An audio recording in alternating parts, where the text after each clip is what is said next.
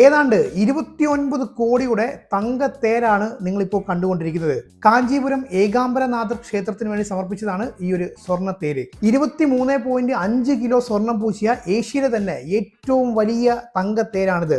December മാസമായിരുന്നു Kanchipuram ശങ്കരാചാര്യരുടെ സാന്നിധ്യത്തിൽ ഈ ഒരു സ്വർണ്ണത്തേരിന്റെ വെള്ളോട്ടം അല്ലെങ്കിൽ ട്രയൽ റൺ നടത്തിയത്. ശ്രീ മഹാസ്വാമി മണിമണ്ഡപത്തിൽ നിന്നും ആരംഭിച്ച് കാഞ്ചീപുരത്തെ പ്രധാന ക്ഷേത്രം വരെയായിരുന്നു വെള്ളോട്ടം നടത്തിയത്.